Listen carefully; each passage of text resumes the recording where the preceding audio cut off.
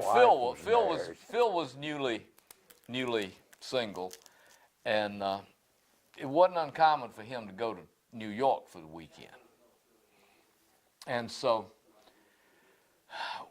one Friday morning, I went in the office, and Phil's rushing around, heading out the door, trying to catch a plane. You know, this was when you'd fly out of the airport here in Macon. And he was trying to get out to the airport to catch a flight going to New York, and he says, or maybe he was going to Atlanta, but somebody go out to the airport and pick up that guy that Jan Winter's sending down here, you know. And so I said, well, I'll do it, you know. That's all he told us. He didn't tell us who the guy was, anything. And I don't think he even told us his name. But I went out there and picked up Boz Scaggs. And Jan Winter was the publisher of Rolling Stone magazine. And he and Boz were buddies. And there had been a writer for Rolling Stone, John Landau, had spent about 10 days or 2 weeks here. Long time, yeah. A good long spell here. Before a week or so before that. And what I would learn later was that he was actually not only writing a story, but he and Phil were discussing the job that eventually went to Frank Fenter. But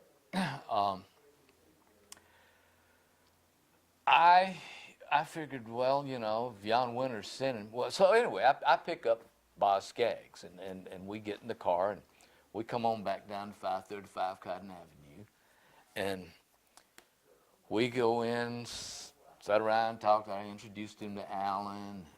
You know, we still don't know who he is, or why he's here, or anything. Well, nothing about him. But if Jan Winter sent him, he must be important. So we treating him good, you know, and directly we said, well, let's get some lunch, you know, and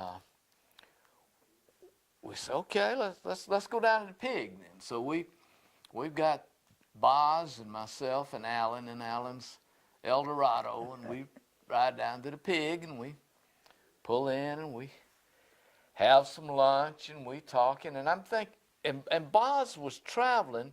His only piece of luggage was a little Halliburton case, the sort of thing that was popular. The first one I ever saw. Well, it was a thing that was popular with photographers in those days. They'd keep their Nikons in these little Halliburton cases, you know. And so I'm thinking to myself, well, maybe Boz is a photographer that's taking photographs to follow up Landau's story.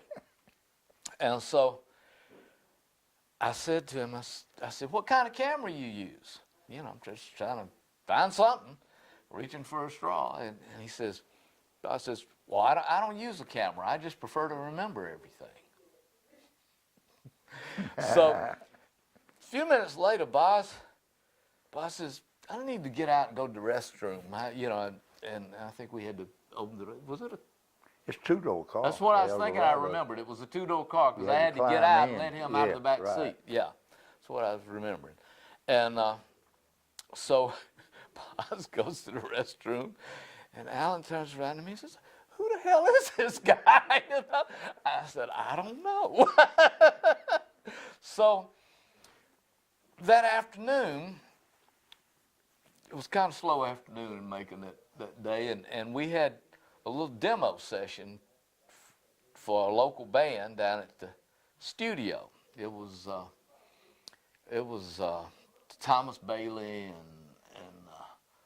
some of the Flintstone folks. You know, yeah. I can't remember exactly what the personnel was at that time, but we went down to the studio and got everything set up and took Boz with us. We're going to show Boz our studio and all that we were so proud of.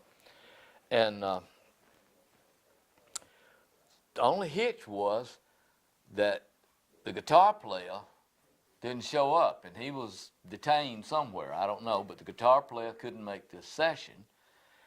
And so we were about to pack it all in and say, well, not do it another day. And so Boz says, well, I play a little guitar. Would want me to see if I can help y'all out or something? And we said, well, got nothing to lose. Sure, guy thinks he can play guitar. We'll give it a shot. So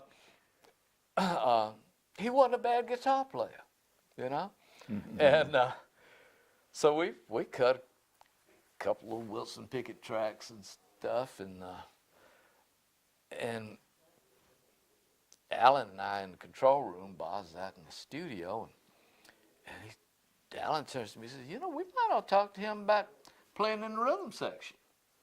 And yeah, we might ought to. So, well, we get the session completed, and it's 5:30, something like that on Friday afternoon, and I did what it was my habit pretty much to go home on the weekends back to Athens unless I had a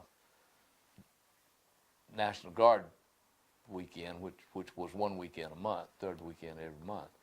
And so I went home, and I came back in on Monday, and I asked Alan, I said, well, Alan, did you ever figure out who Boz Scaggs is?